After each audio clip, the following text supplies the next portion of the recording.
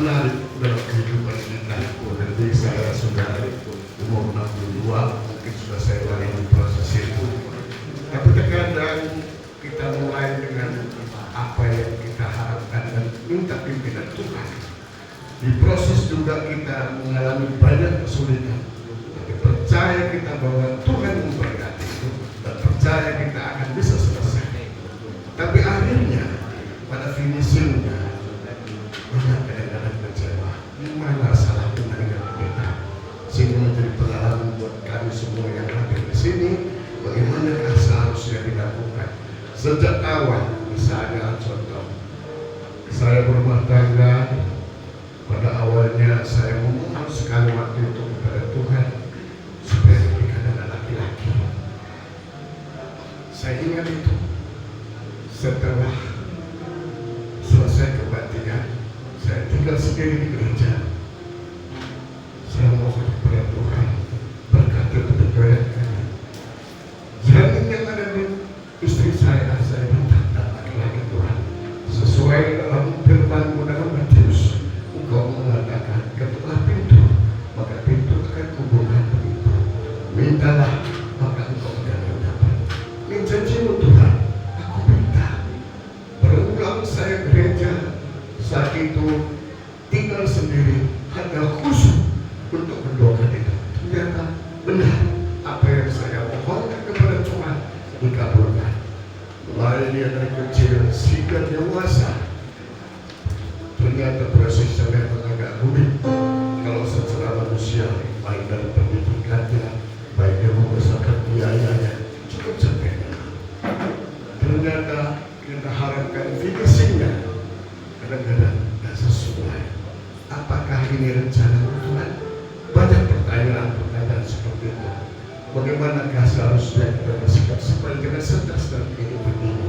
Sehingga kadang-kadang sebagai kita orang tua ataupun kakek, sehingga kadang-kadang apa sebenarnya mau Tuhan ini sesuai dengan apa yang Tuhan kehendaki sudah saya lakukan. Di manakah salah Allah? Begitu sedikit pertanyaan saya dengan khotbah yang saya pagi ini. Mudah-mudahan bisa berusaha untuk kita semua. Amin.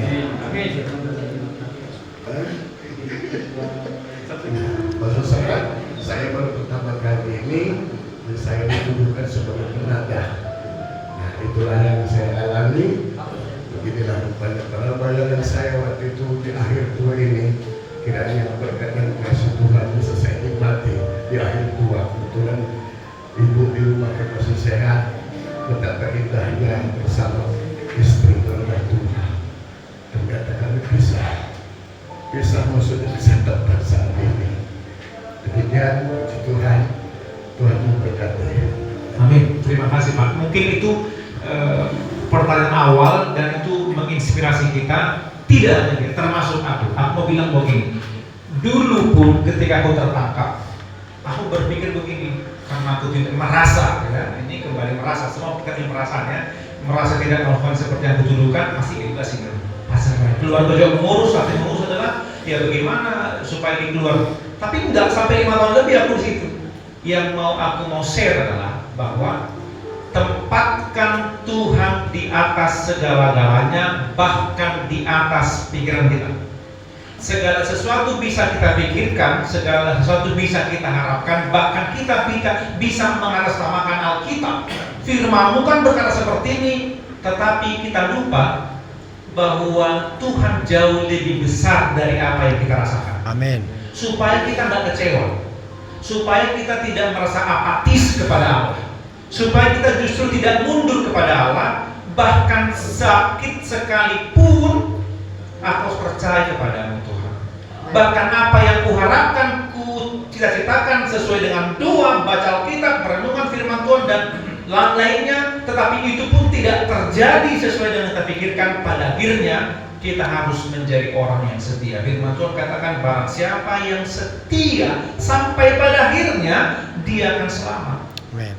Ingat teman-teman bahwa keluarga kita bukan warga dunia, tapi kita adalah warga kerajaan Allah. Kita tidak hanya di sini saja. Ini bukan pembelaan. Ini kita bukan hanya di sini saja. Kita masih menanti kehidupan yang baru. Di sini pahit, bahkan kita meninggal pun mungkin sangat pahit, sangat menyedihkan.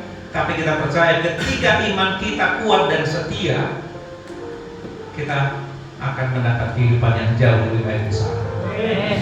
Matius 7 ayat 21, bukan setiap orang yang berseru kepadaku Tuhan, Tuhan dalam doa itu masuk ke dalam kerajaan Allah, dalam mempunyai kedamaian, kesejahteraan. Tapi orang yang mau melakukan kehendak Bapa di sorga.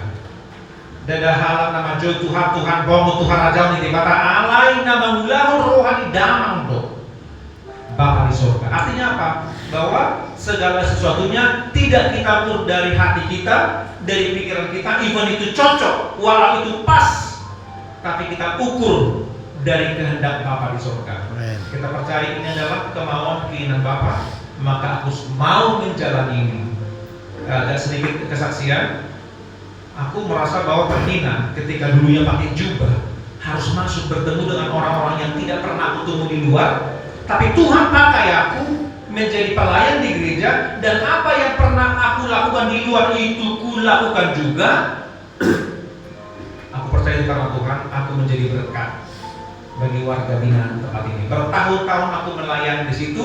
Apa yang aku tahu, aku share, aku bagikan sama teman-teman, dan puji Tuhan selalu ada yang berubah menjadi lebih baik lagi. Pak, pengalaman apa yang Bapak sampaikan itu tidak hanya pesan Bapak, tapi itu juga pernah kami alami, kita alami. Satu hal yang perlu kita percaya, bahwa segala sesuatunya Tuhan izinkan. Amin. Segala sesuatunya Tuhan izinkan. Ayub 42 ayat 2, Tuhan tidak pernah gagal menepati janjinya. Apa yang Tuhan sudah janjikan kepada Bapak pribadi, kepada aku pribadi, kepada kita semuanya, itu pasti ditepati. Asal kita mau percaya, loyal, setia kepada Tuhan, kita akan mendapatkan itu.